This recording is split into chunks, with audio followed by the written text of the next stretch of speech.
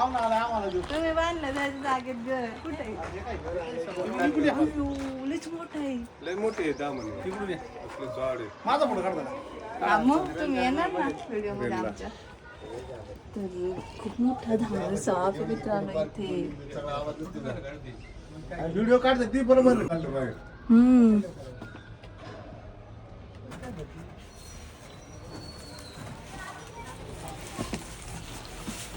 टाकीतून आलंय काय बाहेर. पुढे मग काय काय अडचण नाही. अभि याच्या मोठ्या नाका असं बोलती हे काय दगडी काढल्यात मी खाल्लेला सगळं पाठवून आपल्याला.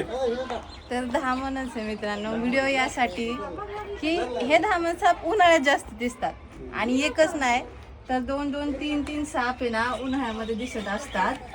आणि हेच तुम्हाला मला सांगायचं असतं की असे साप तुम्हाला उन्हाळ्यात दिसतील. हे धामण आहे, ह्याच्याविषयी ज्या काही अंधश्रद्धा वगैरे त्या व्हिडिओ थ्रू आपण सांगत असतो. आता आपण ह्याला पकडून घेऊ. धामण आहे, बेविषारी आहे, इंग्लिशमध्ये रॅटस्नेक नाव याला. जिन्याखाली अडचण ठेवू नये नाहीतर असे साप नाही वडू तर नाही शकत. आपण वडतोय ना तो बी आपल्याला वडतोय आणि त्याने काय होतंय त्याचे दोन तुकडे होतील पण त्याचा तो काही थांबणार नाही.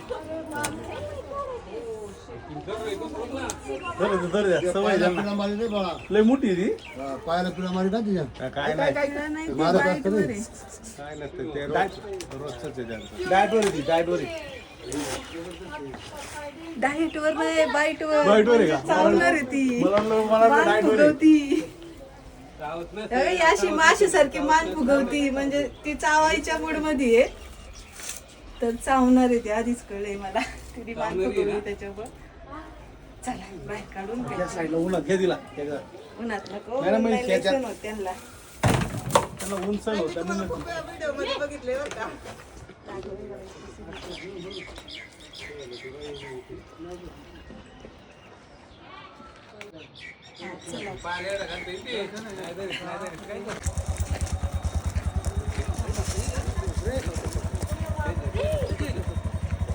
पाहिलं ती एवढं घालते तरी ती काय नाही करायचं. मला ही माहिती मिळावी सापाबद्दल काय अंधश्रद्धा आहे समज आहे तुम्हाला साप ओळखता यावा साप चावल्यानंतर काय करायचं काय नाही हे तुम्हाला समजावं म्हणून हे व्हिडिओ असतात. एक जनजागृती म्हणून.